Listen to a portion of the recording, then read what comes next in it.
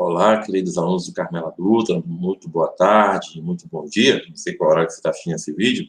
Aqui, mais uma vez, é o professor Hermano, professor aqui do nosso querido e amado Terceirão Carmela Dutra. Hoje vamos fazer aqui a aula número 8 do nosso material Revisa Enem, que trata sobre regra de 3. Então, pegue seu material, pegue sua apostila e acompanhe aí comigo, tá bom? Vou compartilhar aqui com vocês os slides, que são sobre o livro, né, no caso, as páginas aí do livro. E vamos lá, tá bom? Esperar aqui um cadinho para quem está aparecendo para vocês. E pronto, para mim aqui já disse que está apresentando para vocês. Então vamos lá, gente. Ó, a aula número 8 traz aqui para a gente a chamada regra de 3, que é, digamos assim, talvez o procedimento matemático mais utilizado por todos os estudantes. Então, muita gente fala assim, quando nada está dando certo, usa uma regra de 3. Quando você não conseguir lembrar da fórmula, usa uma regra de 3, e assim por diante. Então, é um dos procedimentos mais abordados nos conteúdos de matemática e pode ser direcionado, obviamente, aqui para várias situações. E nós temos dois tipos de regra de 3. Nós temos a regra de 3 simples, que é quando a gente envolve apenas duas grandezas, e nós temos a regra de 3 composta, que é quando envolve mais de duas grandezas. 3, 4, 5, enfim, quantas a questão demandar lá, tá bom? Então, nós temos esses dois tipos de regra de 3. Obviamente que em um caso e no outro, você deve tomar cuidado e tomar atenção com as informações que estão expostas ali. Pois, por exemplo, uma vai trazer variações, valores que seguem grandezas diretamente proporcionais, mas também podemos ter grandezas inversamente proporcionais, beleza? Então, é só tomar cuidado nessa atenção, nessas informações aí. Quando for grandezas diretamente proporcionais, aqui tratando na regra de 3 simples, você vai usar aquela multiplicação cruzada comum e padrão que a gente já usa, já aprendeu, já fez aqui várias vezes. Quando for regra de 3 com grandezas inversamente proporcionais, uma regra de 3 simples, então a gente vai fazer uma multiplicação em linha. A gente já explicou isso aqui anteriormente, naquele aulão do dia 13 de março, que está acessível aqui para quando vocês quiserem estudar e assistir novamente, tá bom? Com relação à regra de 3 compostos, nós temos uma dicasinha aqui, que eu não costumo seguir o padrão que muitos livros ou muitos professores utilizam, que é aquela questão de setinhas. Eu uso um padrão próprio aqui, que é, assim, tipo, não tem falha. Se você usar esse padrão que eu vou ensinar aqui a vocês, não tem erro, você não vai errar nenhuma questão sobre regra de 3 compostos. Bom, daqui a pouco a gente vai ver aqui. Vamos avançar aqui. Rapidão, passou um avião agora na hora de gravação. E temos aqui no material de vocês algumas questões, dentre elas, algumas questões do Enem. E aí começa com essa questão número 1 aqui, que é enorme, uma questão muito grande no enunciado, porém que ela é extremamente simples. Vocês vão ver aqui, ó.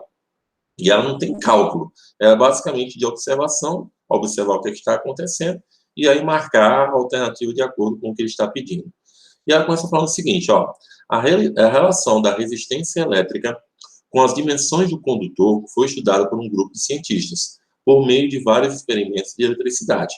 Eles verificaram que existe proporcionalidade entre eles. Por exemplo, ó, resistência e comprimento, dado uma transversal, uma mesma secção transversal A, resistência e área da secção transversal A, dado o mesmo comprimento L, e área da secção transversal A com a mesma resistência.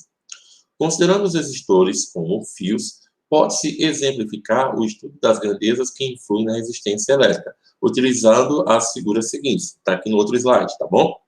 E aí a pergunta é o seguinte, ó. As figuras mostram que as proporcionalidades existentes entre resistência, comprimento, resistência e área da secção transversal, e entre comprimento e área da secção transversal, são, respectivamente... Então, vamos lá aqui. Aí vem essa imagem, né, ó. Aqui ele está relacionando a resistência com a área, né, o que ele falou aqui inicialmente, ó, resistência com comprimento, ok. Na verdade, eu falei área, na verdade é comprimento, né? Entre a resistência e a área da secção transversal, como a gente está vendo aqui na segunda imagem, e, no caso, entre o comprimento, L, e a área.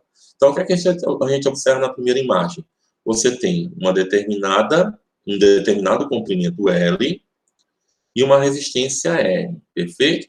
Quando você vem aqui para a segunda imagem, você vai notar que a área permaneceu a mesma, essa área que está aqui na lateral, porém a resistência dobrou e o comprimento também dobrou. Então, ambos aumentaram. Resistência dobrou, comprimento dobrou. Então, como ambos seguiram, digamos assim, o mesmo padrão, como ambos dobraram, então ambas são diretamente proporcionais. Então, aqui já anula para a gente, já anula aqui para a gente a letra E, a letra D também, ó, que ele começa tratando sobre inversas, tá bom? Segundo exemplo aqui, ó, que ele traz a relação entre a resistência e a área da secção transversal. Você vai notar aqui que nessa segunda imagem, a área era A inicialmente e foi para 2A, ou seja, a área você duplicou o tamanho da área. Agora, olha o que aconteceu com a resistência. Começa com R inicialmente e aqui na segunda imagem está R sobre 2. Ou seja, você dividiu por 2 a resistência, ou seja, você tem metade da resistência inicial. Então, você viu aqui que a área dobrou e a resistência ficou pela metade. Então, uma dobrou e a outra diminuiu. Então, isso é característica de inversamente proporcional. Se uma aumentou e a outra diminuiu, inversamente proporcional, já vai anular a letra A e já vai anular a letra B. Já temos que a resposta é a letra C. Só analisando as duas primeiras imagens, já sabemos a resposta. Mas vamos confirmar que essa terceira é diretamente proporcional. Ele quer comparar o comprimento com a área, ok? Então, aqui você vê na imagem que a área, ela dobrou, ela aumentou de tamanho, ela dobrou, e o comprimento da primeira para a segunda também dobrou. Então, uma aumentou e a outra também. Então, se ambas aumentaram, são diretamente proporcionais, logo a alternativa letra C. Então, note que era uma questão bem grande, várias informações, vários detalhes aqui aparecendo na questão, mas o raciocínio dela é muito simples, é muito direto. Então, aqui você tem como resposta somente a análise da imagem, sem precisar fazer cálculo algum, beleza? Então, essa foi a questão do Enem aí, letra C. Vamos para a próxima questão. E também foi do Enem. Fala o seguinte, ó, uma mãe recorreu à bula para verificar a dosagem de um remédio que precisava dar a seu filho. Na bula, recomendava-se a seguinte dosagem: 5 gotas para cada 2 quilos de massa corporal da criança a cada 8 horas. Se a mãe ministrou corretamente 30 gotas do remédio a seu filho a cada 8 horas, então a massa corporal dele é... Ó, a questão é muito fácil. Essa questão das horas aqui está só apenas, né, sendo colocada aí, mas não vai ser utilizado. O que eu vou importar aqui, ó, vai ser com a massa da criança e com o total de gotas, beleza? Então, nós temos uma massa de 2 quilos, que a cada 2 quilos eu vou ministrar 5 gotas, e aí a mãe ministrou 30 gotas para uma massa X do filho. Então, obviamente, aqui ó, é diretamente proporcional, porque quanto maior for a quantidade de gotas, maior vai ser a massa da criança. Aí vem aquela multiplicação direta aqui, né, ó, cruzada, vai ficar 5 vezes x igual a 30 vezes 2. Logo, o nosso 5x aqui vai ser igual a 60. E se você dividir, então, 60 por 5, o teu x vai ser igual a 12 quilos. A alternativa, letra A.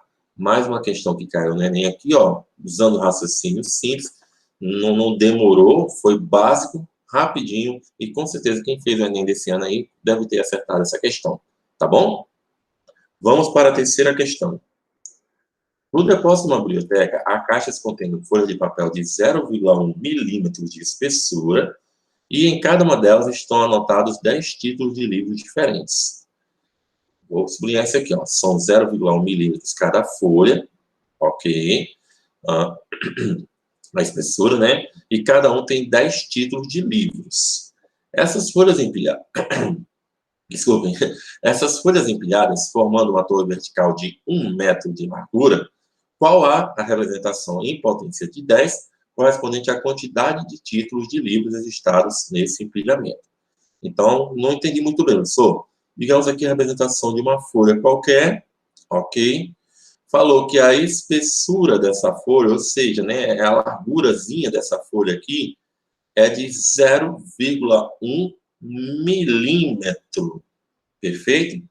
E aí, ó, em cada folha você tem 10 títulos de livro.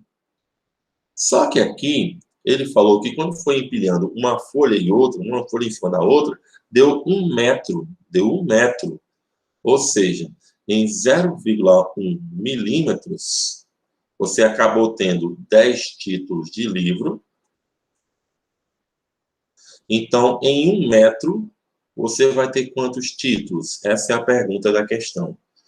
Um cuidado que eu tenho que tomar aqui é que essa primeira unidade está em milímetro e essa segunda está em metro. Então, eu tenho que adequar uma a outra aqui. Pessoal, mas como é que eu faço para adequar? Simples, ó. Você tem quilômetro, hectômetro, decâmetro, metro, decímetro, centímetro, milímetro.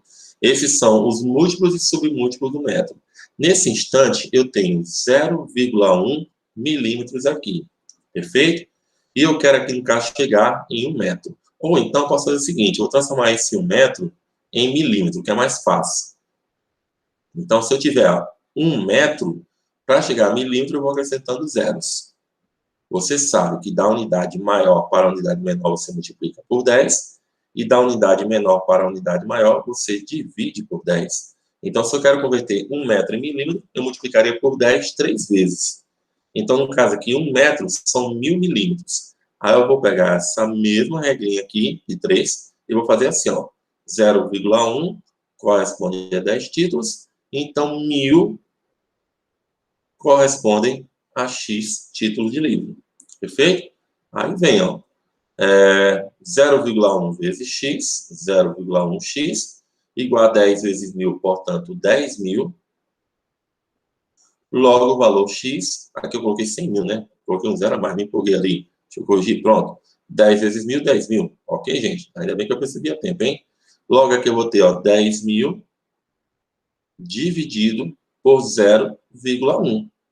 Se eu fizer essa divisão, aí sim vai aparecer os 100.000. Eu terei 100.000 títulos de livro. Mas só que a questão pede isso aqui em potência de base 10. Ok? Em potência de base 10. Como é que fica, professor? Simples. Aqui eu vou escrever o 10 e vou contar quantos zeros tem. Ó. 1, 2, 3, 4, 5. Então vai dar 10 elevado a 5 títulos. O que vai corresponder à letra C. Então, questão bem simples, questão bem fácil, questão que foi do Exame Nacional do Ensino Médio. Tá bom? Vamos para a próxima questão. E já tem um pouquinho maior, já assusta, mas calma, ela é fácil. Pneus usados geralmente são descartados de forma inadequada, favorecendo a proliferação de insetos e roedores e provocando sérios problemas de saúde pública. Estima-se que, no Brasil, a cada ano sejam descartados 20 milhões de pneus usados. A cada ano, hein? Presta atenção. Como alternativa para dar uma destinação final a esses pneus, a Petrobras, em sua unidade de São Mateus do Sul, no Paraná, desenvolveu um processo de obtenção de combustível a partir da mistura dos pneus com xisto. Esse procedimento permite, a partir de 1 tonelada de pneus, um rendimento de cerca de 530 kg de óleo. Ou seja, 1 tonelada de pneus, em peso, que é massa, né? Correspondem a 530 quilos de óleo. Perfeito? Considerando que, aí vem, ó, 1 tonelada corresponde a cerca de 200 pneus, se todos os pneus descartados anualmente fossem utilizados no processo de obtenção de combustível pela mistura com xisto, então seriam produzidas, então vamos lá, são descartados a cada ano, tá lá em cima, eu já sublinhei na questão, 20 milhões de pneus. 20 milhões de pneus. Aqui embaixo eu tenho dizendo o seguinte, ó, que 200 pneus correspondem a 1 tonelada. Então, quantas toneladas serão 20 milhões de pneus? Então, vamos fazer isso, ó. 200 pneus, escrever aqui em cima, 200 pneus correspondem a 1 tonelada. Então, 20 milhões correspondem a X toneladas, perfeito? Se você já é um aluno esperto, então você já vai pegar, ó, esses dois últimos zeros e já vai cancelar aqui, ó. para ganhar tempo, né? E aqui até já poderia simplificar por 2, né? Porque aqui sobrou quanto? 1, 2, 3, sobrou 200 mil. Poderia simplificar aqui. Eu vou fazer isso, tá bom? Simplificando, aqui vai ficar 1, e aqui o 200 mil vai sobrar, então, 100 mil. E aí eu já vou ter a resposta aqui, né? Ó, 1 vezes x, 1 vezes 100 mil. Então, aqui eu vou ter que esses pneus vão ser 100 mil toneladas. Esses 100 mil pneus aqui, esses 100 mil pneus, desculpa, esses 20 milhões de pneus vão corresponder a 100 mil toneladas. Aí vem a segunda parte da questão aqui, ó. Que ele fala que a cada tonelada, são 530 quilos. Cada tonelada são 530 quilos. Então, 1 tonelada correspondem a 530 quilos de óleo, ok? 530 quilos de óleo. Então, 100 mil toneladas correspondem a x quilos de óleo. Multiplicou cruzado, vai ficar x igual a 530 vezes 100 mil. Basta apenas você colocar o 530 e acrescentar esses 5 zeros. Então, vem, 1, 2, 3, 4, 5. Vai dar 53 milhões de quilos de óleo. 53 milhões de quilos de óleo. Tem essa resposta aqui? Vamos ter que analisar, né? Ele aparece aqui na questão com 5,3 mil toneladas, 53 mil toneladas, 530 mil toneladas. Ele coloca o óleo aqui em 1 tonelada. Então, aqui deixa eu colocar uma informação, tá? Observação. 1 tonelada igual a 1.000 quilos. 1.000 quilos. Então, se eu quiser transformar isso aqui em toneladas, eu vou ter que dividir por 1.000.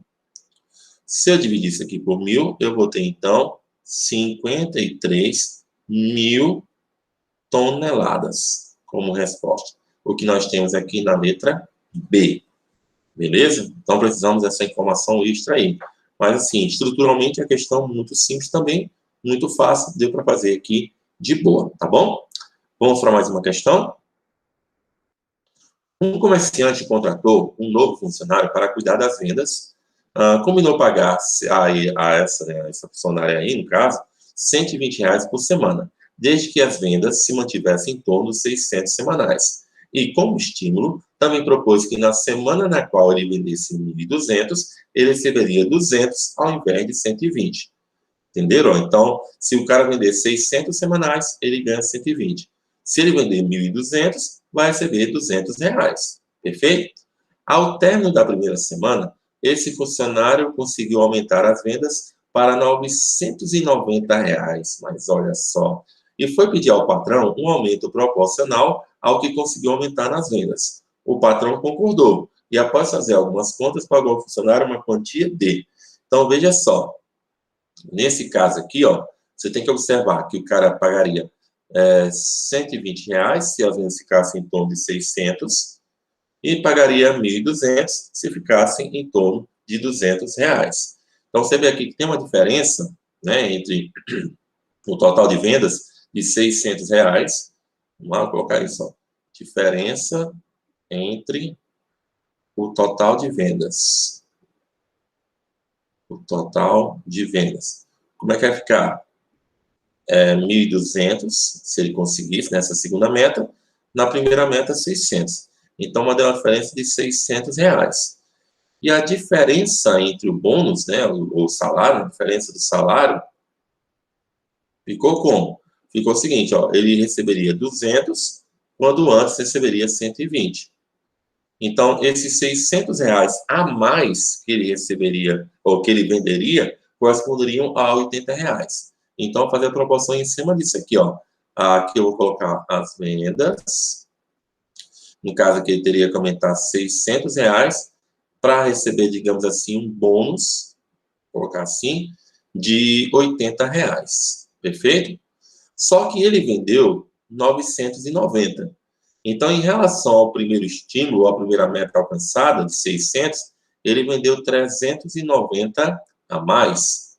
E aí o bônus dele vai ter que ser proporcional. Ele não conseguiu atingir os 1.200, mas conseguiu elevar bem aqui as vendas, perfeito? Aí você vai fazer essa continha simples aqui. Vai ficar, ó, 600 vezes x igual a 80 vezes 390. 80 vezes 390, deixa eu fazer a continha aqui do lado. 390 vezes 80, 0, 0, 0. 8 vezes 0, 0. 8 vezes 9, 72, vai 7. Desculpem, 8 vezes 3, 24, com 7, 31. Então, 3.120, mais um zero aqui, R$31.200. Então, aqui, ó, R$31.200. Logo, o bônus X vai ser a divisão de 31.200 por 600, perfeito? Simplifica os zeros, fica 312 dividido por 6, vai dar aqui R$52 de bônus. Então, ele não conseguiu os R$80 de bônus, mas conseguiu 52. Então, o salário dele, ok, vai ser igual a 120, que era o fixo, mais os 52 de bônus. Portanto, aqui o salário dele vai ser de R$172. Alternativa letra C, de casamento. Perfeito? Então, aqui, ó, nós fizemos a proporção entre o que seria, no caso, o aumento das vendas, e a proporção entre o bônus aqui, né, que ele receberia, beleza? Mantive aqui, fiz a regra de 3 e fui feliz no resultado da questão. Sucesso? Deixa eu apagar aquilo ali, aquele rascunho. Rapidamente aqui.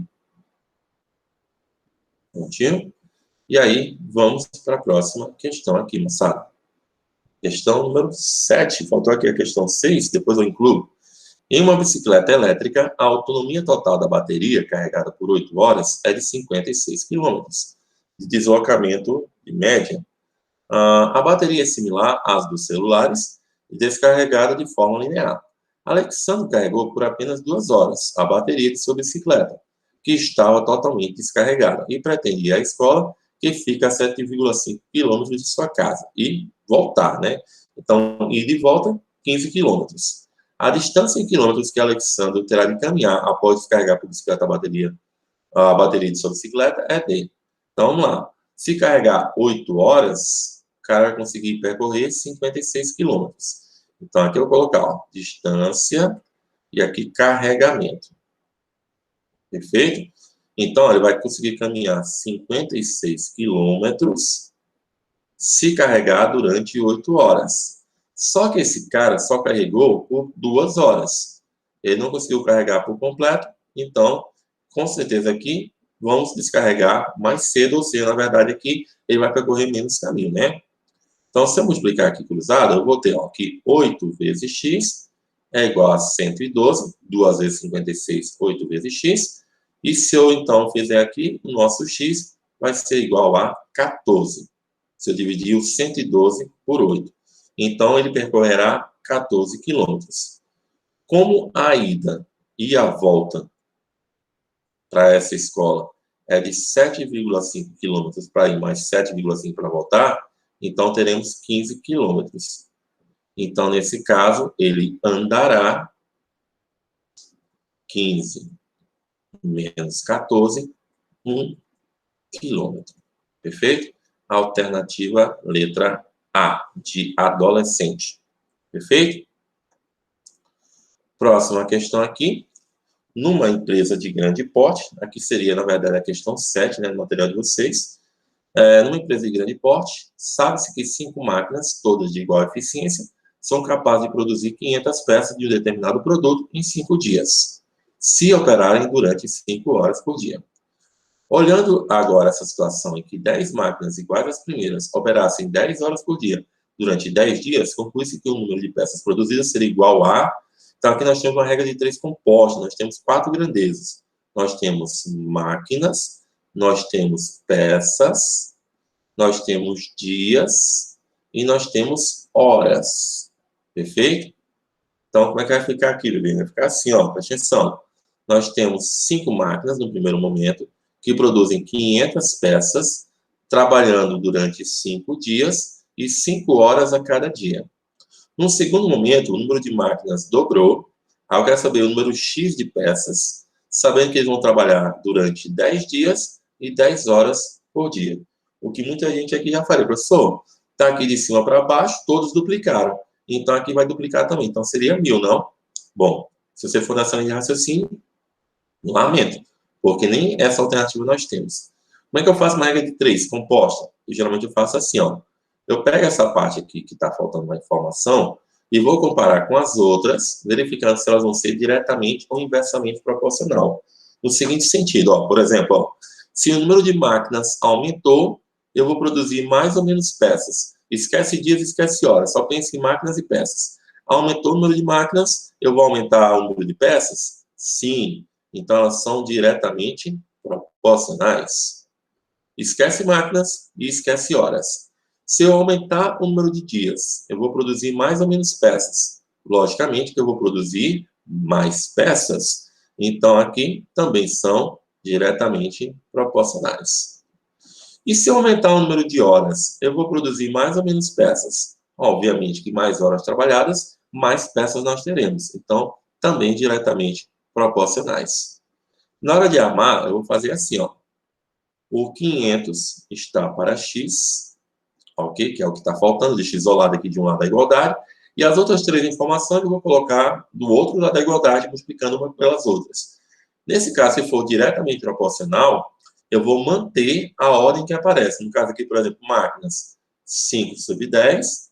Dias, 5 sobre 10 também, que também é diretamente proporcional.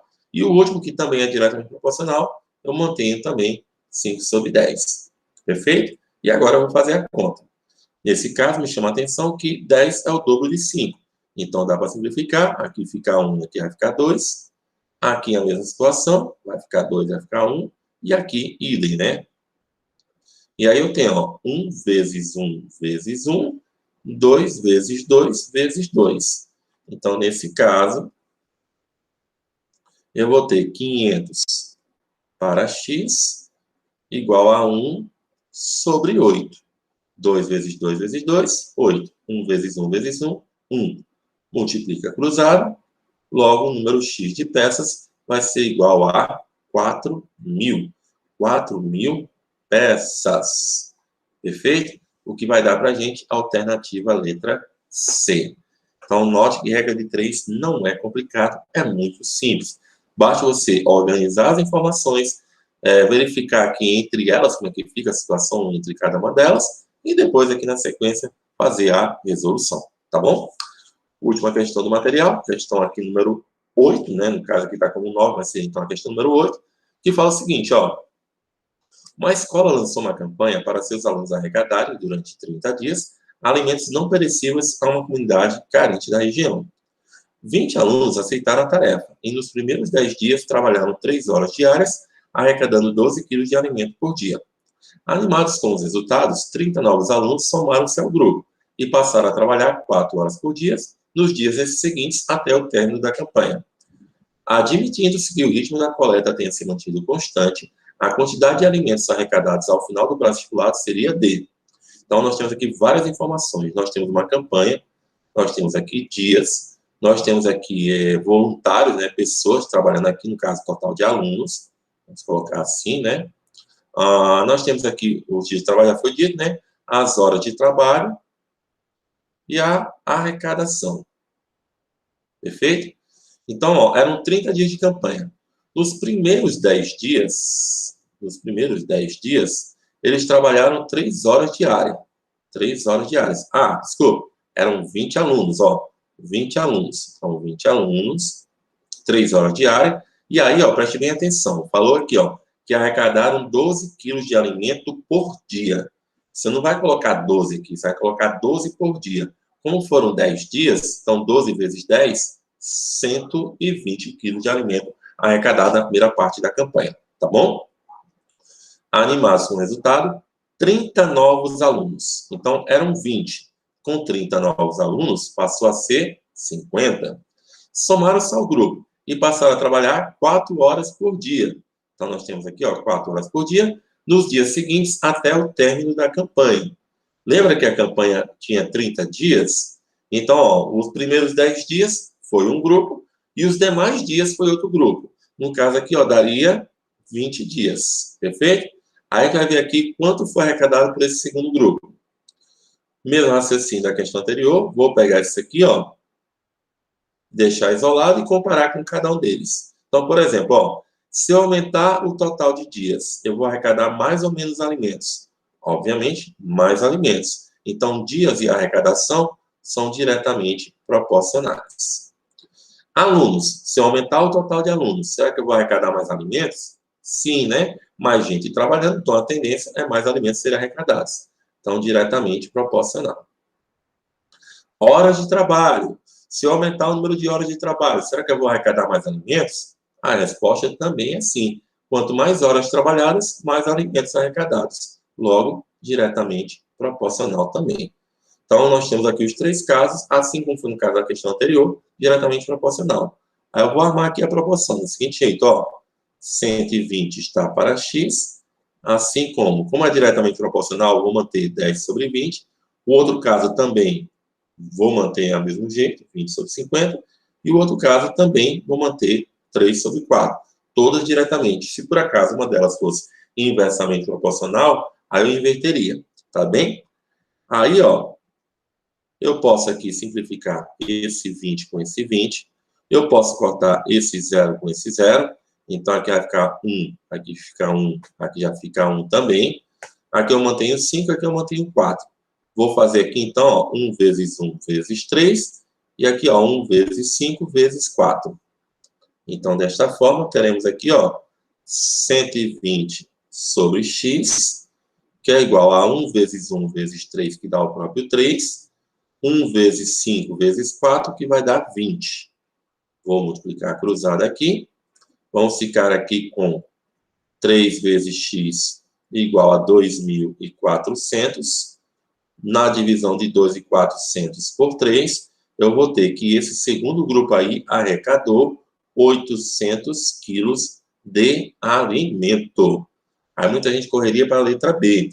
Só que erraria a questão. Porque a pergunta é o seguinte, ó, ele quer a quantidade de alimentos arrecadados ao final do prazo, ou seja, terminado toda a campanha, quanto é que foi arrecadado? Aí vocês se lembram que na primeira etapa da campanha foram 120, então, no caso aqui, o total arrecadado vai ser a somatória do que foi lá na primeira fase, juntamente com essa segunda fase, ou seja, vai ficar 120 mais 800. Portanto, 920 quilos. O que temos aqui na nossa letra A de adolescente. Então, a questão bem simples, uma questão bem prática aqui sobre a regra de 3 composta. Note que se você faz esse procedimento aqui, então a regra de 3 composta fica extremamente fácil, extremamente simples, bastando apenas, né, que você se organize aqui, tá bom? Então, essa foi nossa aula aqui sobre regra de 3 composta. Espero que vocês tenham conseguido acompanhar, espero que vocês tenham gostado, né, desses aprendizados que a gente fez aqui. E a gente se encontra na nossa próxima aula, que vai ser sobre porcentagem, tá bom? Um forte abraço a todos, fiquem com Deus e até a próxima.